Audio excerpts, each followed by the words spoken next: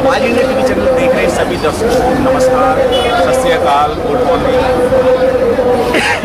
देखा जाए तो किसान आंदोलन को आज 44 दिन से भी ज़्यादा का समय हो गया और कहीं ना कहीं केंद्र की सरकार है इस मामले में कहीं सुनवाई नहीं कर रही है, लेकिन किसान है कि वो डटे हुए हैं, अड़े हुए हैं अपनी बात को लेकर कि तीनों कृषि कानून बिल वापस कर देंगे।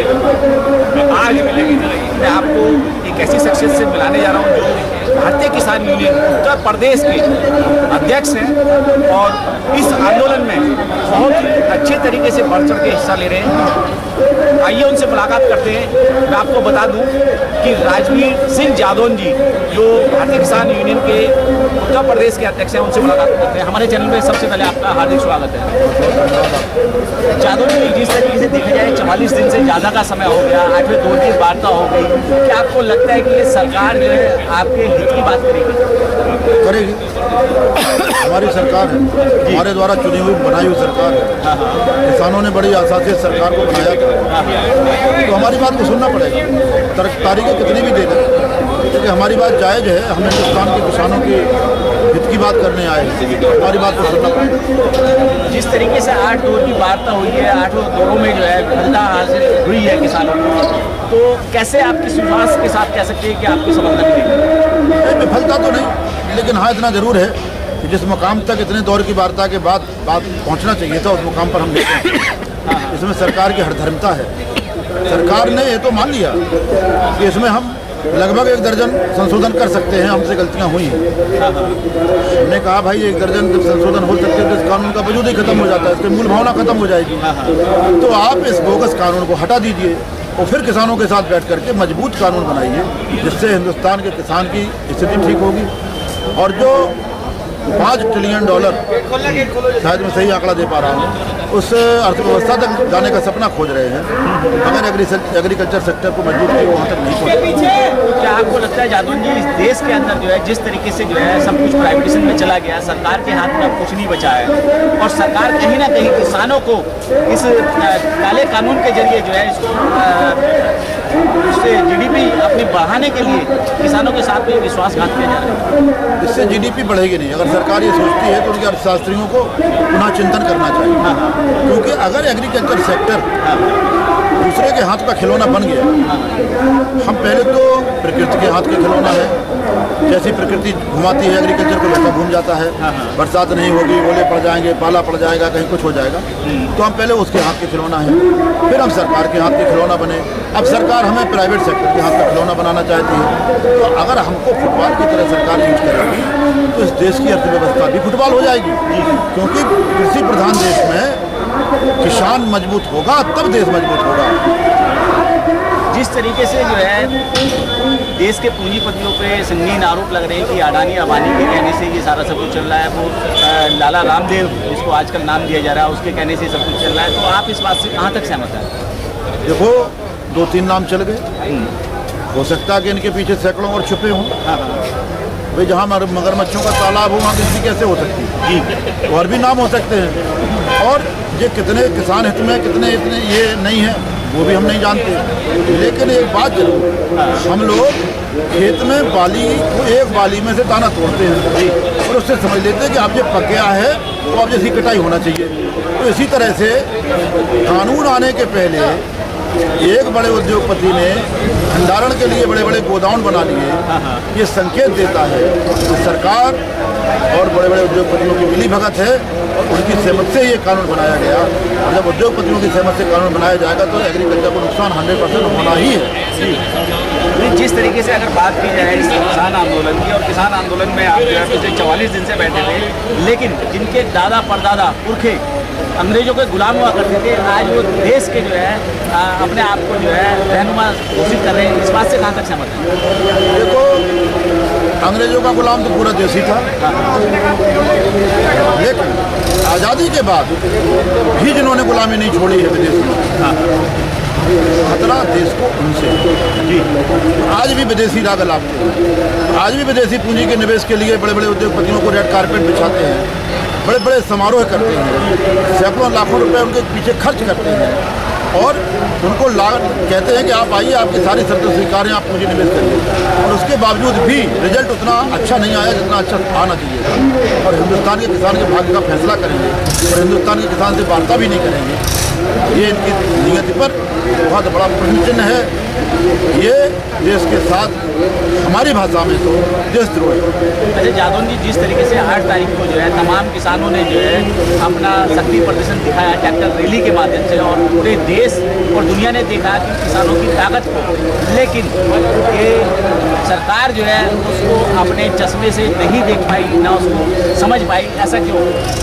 ये शक्ति प्रदर्शन नहीं था एक्चुअली, आपको बता, ये हम लोगों का ट्रैक्टर खड़े खड़े जाम हो गए थे, मोबाइल चैम्बर में उतर गया था, पिस्टन स्लिप सूखे पड़े थे, बैटरियाँ भी डिस्चार्ज हो गई थी, तो थोड़ा चार्ज वार्ज करने का काम किया। और अगर मानती है सरकार के शक्ति प्रदर्शन था तो उसको सुधार करना चाहिए कि केवल अभी टेलर था जी, अभी पिक्चर तो पूरी आना बाकी है।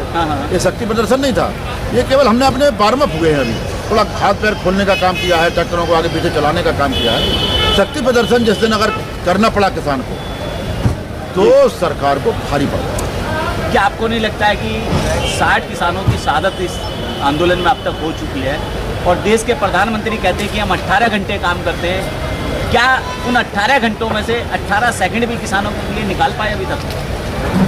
देखो भाई, आपके मीडिया के माध्यम से ही पता चलता कि कब मोर को दाना खिलाया जी, कब गंगा जी की कसम बनारस में खाई, कब राष्ट्रपति के साथ चाय पी रहे, कब किसी पत्रकार के साथ झूला झूल रहे, ये तो आप ही लोग दिखाते हैं। तो 18 घंटे में कितने काम करते हैं ये हमारा विषय नहीं है, काम कितने घंटे का होता ये विषय नहीं है, काम का रिजल्ट देश को क्या मिला विषय ये होना चाहिए। काम का रिजल्ट गरीब, मजदूर, किसान, दूर दराज में इंटीरियर में रहने वाले व्यक्ति के कल्याण के लिए कितना उपयोगी होगा विषय ये होना चाहिए। अभी जो वर्तमान सरकार है जादौन जी की सरकार कहीं ना कहीं जो है कहते हैं कि आरएसएस के हाथों की कठपुतली है, पूंजीपतियों के हाथों की कठपुतली है, तो क्या आप इस बात को सहमत करते हैं? भाई देखो, हम ज़्यादा गहराई में तो जाना नहीं चाहते। अब ये किसके हाथ की कठपुतली है ये हम नहीं कहना चाहते। भाई किस संगठन के, किस व्यक्ति के, किस इंडस्ट्री के, इसमें हम नहीं जाना चाहते, नाम भरोसा करते हैं। लेकिन इतना ज़रूर है कि अगर ऐसा है, अगर ऐसा है तो ये हिंदुस्तान जैसे मजबूत देश को कठपुतली सरकार तो कम से कम स्वीकार नहीं।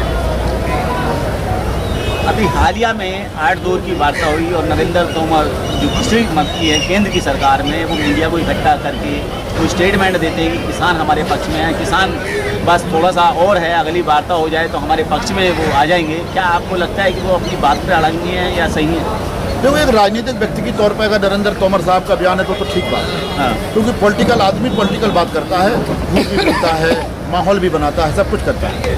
लेकिन हिंदुस्तान के बहुत बड़े प्रक्रिया से गुजर करके चुनाव जीता, सांसद बने, और इसके बाद संविधान की शपथ पूरे देश के सामने खाई जी राष्ट्रपति जी के द्वारा, और इसके बाद भी अगर इस तरह की बात करते हैं कि हिंदुस्तान का किसान हमारे पक्ष में आ गया है, वह कुछ ही समय रह गया है, तो ये उनको शोभा नहीं देता। क्योंकि हिंदुस्तान का किसान 1% भी अभी तक उसकी ये हमदर्दी जीत नहीं पाए, उसका भरोसा जीत नहीं पाए, ये उनको कहना अच्छा नहीं। जिस तरीके से जो है वो एक तरीके से छलावा वाला या एक जुमलेबाजी सरकार कहलाती है, उन्होंने कई बार इस तरीके से अपने आप को प्रूव भी किया कि कहीं वोटिंग में अगर मुस्लिमों को कन्वर्ट करना होता है तो अपने फर्जी जो है बुर्के पहना के हिंदू महिलाओं को जो है मुस्लिम बना के दिखाया जाता है। इसी तरीके से इस किसान आंदोलन में कुछ फर्जी किसानों को नरेंद्र तोमर जी के पास भेजा जाता है और वो वहाँ जाके समर्थन देते हैं, लेकिन जब उनकी जांच की जाती है तो उनका रजिस्ट्रेशन 20 दिसंबर की तारीख में दिखाया जाता है। तो क्या आपको लगता है कि जुमले वाली सरकार आपके साथ भी छलावा कर रही है? देखो भाई, धर्म के नाम पे, किसके नाम पे क्या कर रहे हैं, हम लोग राजनीतिक व्यक्ति हैं, खेतों में 24 घंटे काम करने वाले व्यक्ति हैं, हमें तो नहीं पता कि कहाँ क्या हो रहा है, कहाँ जुमलेबाजी कर रहे हैं, कहाँ क्या कर रहे हैं, ये हमें तो जानकारी इसकी नहीं है। लेकिन कम से कम जो हिंदुस्तान का आम किसान है जी, जो राजनीतिक दलों का पिट्ठू नहीं है, कम से कम उस किसान की भावनाओं का आदर करना चाहिए। ये हम लोग वो लोग हैं जो अभी तक 70 सालों से सभी की सरकारें बनाते रहे, इसलिए नहीं बनाते रहे कि बहुत अच्छे थे, इसलिए बनाते रहे कि हमारे लिए बहुत अच्छा करेंगे, लेकिन ये कर नहीं। नहीं, जिस तरीके से आपने जो है जो इस देश का 85% किसान है, 2014 में मोदी जी के प्रति भावना से उनको वोट दिया, उसके बाद में 2019 में दिया, तो क्या आपको अनुमान था या आभास था इस बात का कि इन किसानों के लिए ही ये जो है एक तरीके से विलेन साबित होंगे?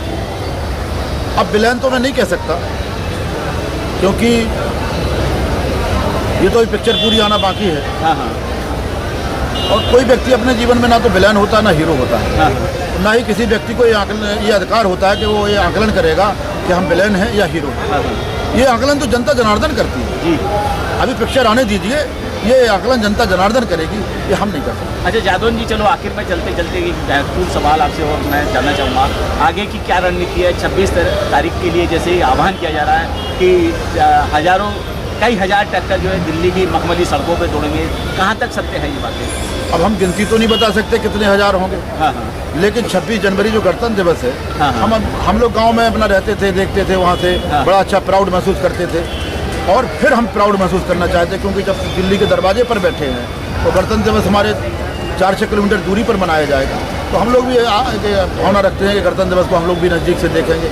अब यही बात इसकी कि हम लोग वहाँ तक कैसे जाएंगे, हाँ, हाँ। तो अपने अपने वाहन से सभी जाएंगे, हम भी अपने वाहन से चले जाएंगे ट्रैक्टर से। हाँ, हाँ। अब जब देखा किसान ने, गांव में बैठे किसान ने, कि हमारे किसान भाई इस साल गणतंत्र दिवस की परेड में जाएंगे, देखेंगे, तो वो भी अपने अपने वाहनों से निकलेगा गांव से। जी। अब कितने हजार निकलेगा, कितना निकलेगा, तो 26 जनवरी बताएंगे। अगर जादौन जी इस आंदोलन में आपसे भारत का जन जन व्यक्ति जुड़ना चाहे इस 26 जनवरी की परेड के लिए, तो क्या उनसे आप समर्थन के लिए अपील करना चाहेंगे कुछ? देखो, देश की आज़ादी में हाँ हर एक व्यक्ति का योगदान रहा है, और हमारे हर व्यक्ति के पूर्वजों का, पुरखों का बड़ा योगदान, बड़ी कुर्बानियाँ रही हैं, तब जा कर के ये क्षण, ये दिन हमें मिला कि जिसमें हम मनाते हैं। तो हम तो चाहते हैं कि अगर पूरे देश का व्यक्ति, पूरे देश का किसान इसमें जुड़ना चाहता है तो जुड़ना चाहिए, क्योंकि जो उसका है, न किसी सरकार का है, न किसी व्यक्ति का है, ये देश की निमंत्रण करोड़ जनता का एक त्योहार है, एक बड़ा गर्व का विषय है। तो अगर पूरे देश के किसान जुड़ना चाहते हैं, जुड़ना चाहिए। आम आदमी की मैं बात कर रहा हूँ, क्या उनको भी इस आंदोलन में आप सम्मिलित करना चाहेंगे? बिल्कुल, मैं तो आम आदमी की 130 करोड़ जनता की बात मैंने की ना। हाँ। ये सारे लोगों के पुरखों ने कुर्बानी दी है, तो सबका हक है इसमें आज़ादी में, तो इसके मनाने में भी सबका हक होना चाहिए। हम तो कहेंगे कि भाई अगर सब लोग आना चाहते तो आना चाहिए। एक बार ऐसा भी गणतंत्र दिवस हो कि सारे लोग उसको देखें, और लाइव नहीं देख करके सीधा देखें आमने सामने आंखों से। चलिए ठीक है, बहुत बहुत धन्यवाद। मेरे साथ थे राजवीर जादौन जी, भारतीय किसान यूनियन के उत्तर प्रदेश के। Press the bell icon on the YouTube app and never miss another update.